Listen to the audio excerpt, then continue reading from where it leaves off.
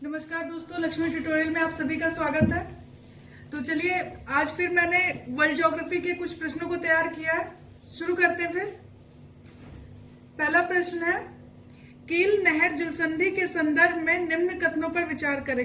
कील नहर जलसंधि, उससे संबंधित कथन है, हमें बताना है। तो पहला कथन है, ये उत्तरी सागर और बाल्टिक सागर को जोड़ती है जबकि डेनमार्क और जर्मनी को अलग करती है। कील नहर जलसंधि को बोल रहा है कि ये नॉर्थ सी और बाल्टिक सी को जोड़ती है, डेनमार्क और जर्मनी को अलग करती है। दूसरा कथन है, ये डेनमार्क और जर्मनी को जोड़ती है जबकि उत्तरी सागर और बाल्टिक सागर को अलग करती है। हमें बताना है इसमें से कौन सा कथन सही है। तो इसमें से पहला कथन सही है, कील नहर जलसंधि नॉर्थ सी और बाल्टिक सी को जोड़ती है और डेनमार्क और जर्मनी को अलग करती है। चलिए अगला प्रश्न देखते हैं। निम्नलिखित कथनों पर विचार करें। पहला है, डोवर जलसंधि यूनाइटेड किंगडम और फ्रांस को अलग करती है जबकि इंग्लिश चैनल और उत्तरी सागर को जोड़ती है। दूसरा कथन है, सेंट जॉर्ज जलसंधि आयरिश सागर और सेल्टिक सागर को जोड़ती है जबकि आयरलैंड और यूनाइटेड किंगडम को अलग करती है। ये दोनों कथन है और हमें बताना है इसमें से सही कौन सा है। ये दोनों कथन बिल्कुल सही है। डोवर जलसंधि यूनाइटेड किंगडम और फ्रांस को अलग करती है, इंग्लिश चैनल और उत्तरी सागर को जोड़ती है। और सेंट जॉर्ज जलसंधि क्या करती है, आयरिश सागर और सेल्टिक सागर को जोड़ती है और आयरलैंड और यूनाइटेड किंगडम को अलग करती है। चलिए अगला प्रश्न देखते हैं। जिब्राल्टर जलसंधि स्पेन और मोरक्को को अलग करती है जबकि अटलांटिक महासागर और भूमध्य सागर को जोड़ती है। दूसरा कथन है, बोनिफेसियो जलसंधि कोर्सिका और सर्डिनिया को अलग करती है जबकि भूमध्य सागर और टेरेनियन को जोड़ती है। ये दोनों कथन है। जिब्राल्टर क्या करती है, जिब्राल्टर जलसंधि स्पेन और मोरक्को को अलग करती है और अटलांटिक महासागर और भूमध्य सागर को जोड़ती है। दूसरा था बोनिफेसियो जलसंधि, ये कोर्सिका और सर्डिनिया को अलग करती है और भूमध्य और टेरेनियन को जोड़ती है। तो ये दोनों कथन बिल्कुल सही है। ये जो मोरक्को है वो अफ्रीका में है और ये जो कोर्सिका है वो फ्रांस में है, सर्डिनिया सबको पता है इटली। चलिए अगला देखते हैं। निम्न में से सत्य कथन का चयन करिए। पहला कथन है, मेसिना जलसंधि प्रायद्वीपीय इटली और सिसिली द्वीप को अलग करती है। मेसिना जलसंधि प्रायद्वीपीय इटली और सिसिली द्वीप को अलग करती है जबकि टेरेनियन सागर और आयोनियन सागर को जोड़ती है।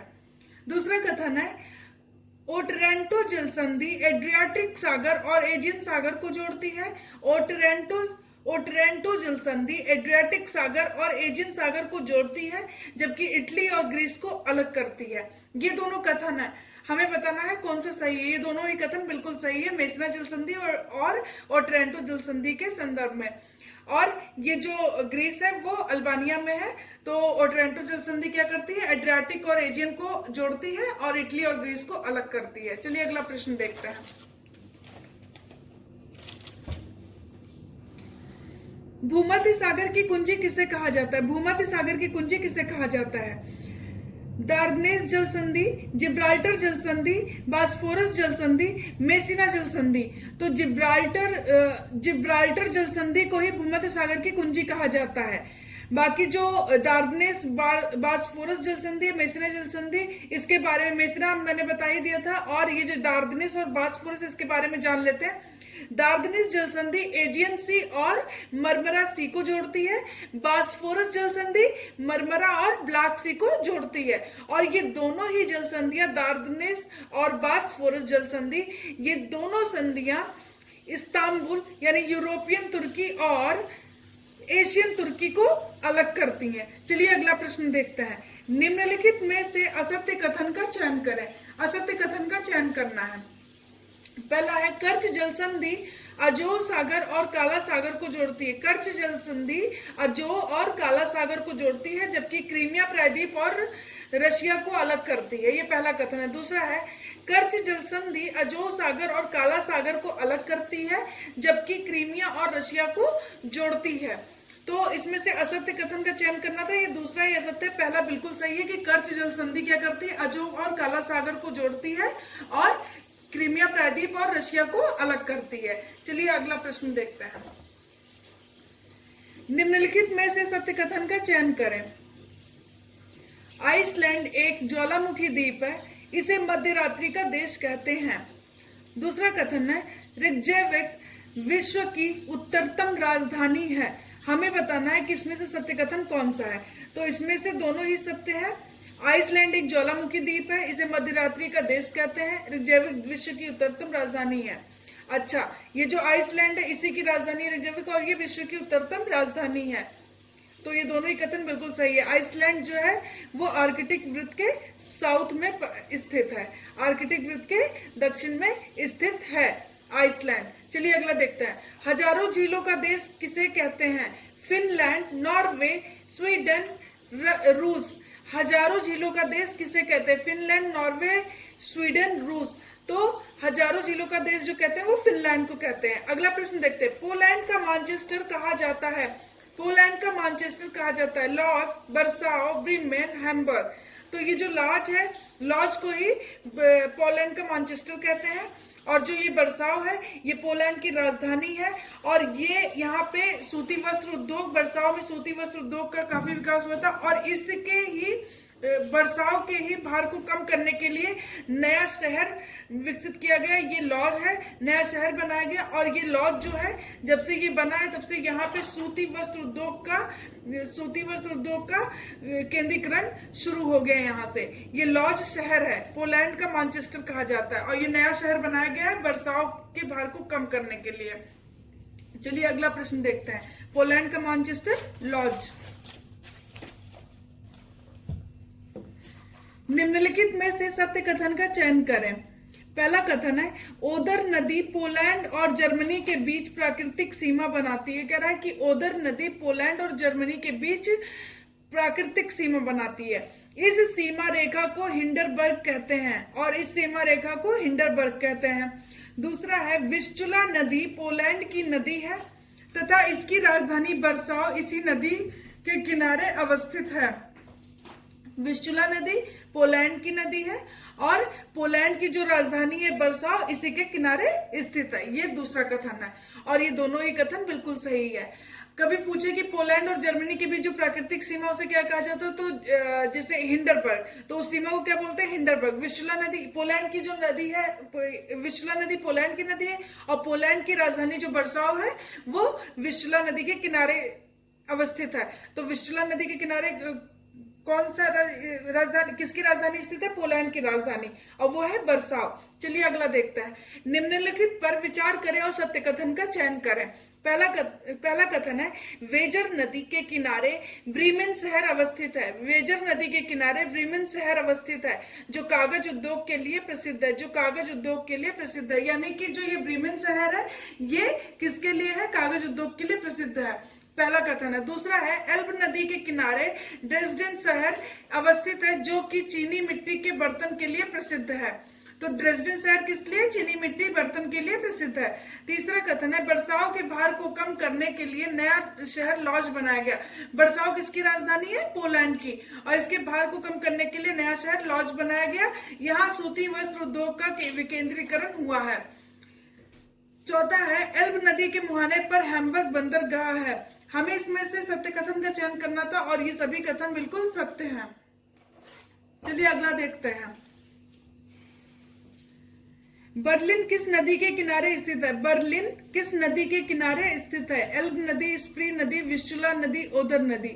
तो ये स्प्री नदी के किनारे स्थित है और ये जो स्प्री नदी है ये एल्ब नदी की सहायक है। चलिए अगला देखते हैं। निम्नलिखित में से सही सुमेलित है नदियां और मुहाना। हमें बताना है कि कौन सी नदी कहाँ पे अपना मुहाना बनाती है। तो देखते हैं। विस्चुला नदी, बाल्टिक सागर, एल्ब नदी, उत्तरी सागर, वेजर नदी, उत्तरी सागर, ओदर नदी, बाल्टिक सागर, राइन नदी, उत्तरी सागर, सीन नदी, इंग्लिश चैनल, सेल्ट नदी, उत्तरी सागर। और ये सभी बिल्कुल सही सुमेलित है। विस्चुला बाल्टिक, एल्ब उत्तरी सागर, वेजर उत्तरी सागर, ओदर बाल्टिक सागर, राइन उत्तरी सागर, सीन इंग्लिश चैनल, सेल्ट उत्तरी सागर। चलिए अगला देखते हैं। निम्नलिखित में से सत्य कथन का चयन करें। राइन नदी अल्प्स पर्वत से निकलती है और उत्तरी सागर में अपना मुहाना बनाती है।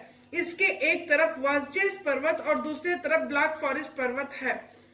तो ये जो नदी है राइन नदी, ये अल्प से निकलती है और उत्तरी सागर में अपना मुहाना बनाती है। यानी कि इस नदी के एक तरफ अगर वार्जिस पर्वत है, दूसरी तरफ ब्लैक फॉरेस्ट है, तो इसके बीच में ये व्रंश से बहती है और व्रंश से बहते हुए कहाँ जाती है? नीदरलैंड।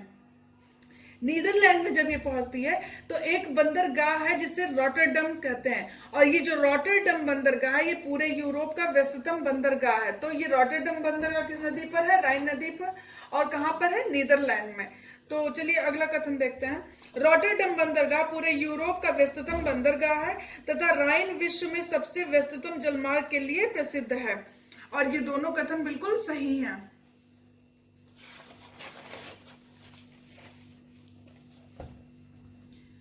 जर्मनी का डिट्रॉइट कहा जाता है। जर्मनी का डिट्रॉइट कहा जाता है स्टुटगार्ट शहर, कोलोन शहर, फ्रैंकफर्ट शहर, हनोवर शहर। तो स्टुटगार्ट शहर को ही जर्मनी का डिट्रॉइट कहा जाता है।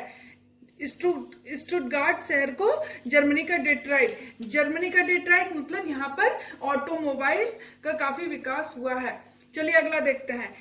कॉन्स्टेंट झील कहाँ स्थित है? कॉन्स्टेंट झील कहाँ स्थित है? कॉन्स्टेंट, तो ये Finland, Germany, Spain, Sweden. Constant झील जर्मनी में है और राइन नदी इसी झील से होते हुए जर्मनी में प्रवेश करती है। चलिए अगला देखते हैं। निम्नलिखित में सही सुमेलित है। देखते हैं।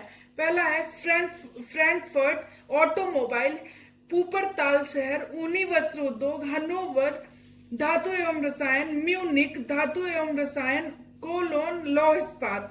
तो हमें बताना है कि कौन सा सही सुमेलित है। फ्रैंकफर्ट ऑटोमोबाइल बिल्कुल सही है। पूपरताल शहर में ऊनी वस्त्र उद्योग का विकास हुआ है।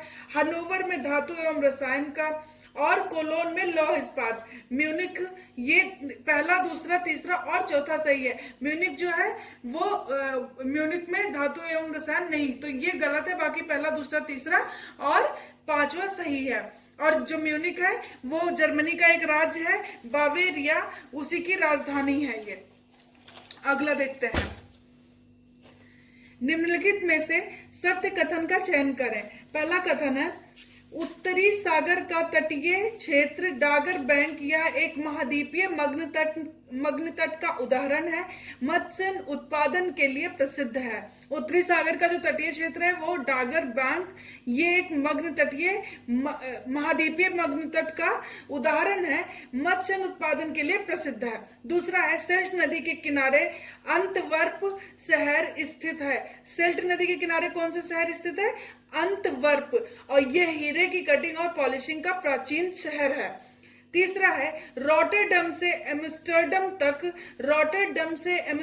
तक के क्षेत्र को रैंडस्टैंड हॉलैंड कहते हैं और यह हीरे की कटिंग और पॉलिशिंग के लिए प्रसिद्ध है। यानी सेल्ट नदी के किनारे अंतवर्प शहर वो भी हीरे की कटिंग और पॉलिशिंग का प्राचीन शहर है, और जो रॉटरडम से एम्स्टर्डम तक का जो क्षेत्र है जिसको रैंडस्टैंड हॉलैंड कहते हैं, ये भी हीरे की कटिंग और पॉलिशिंग के लिए प्रसिद्ध है।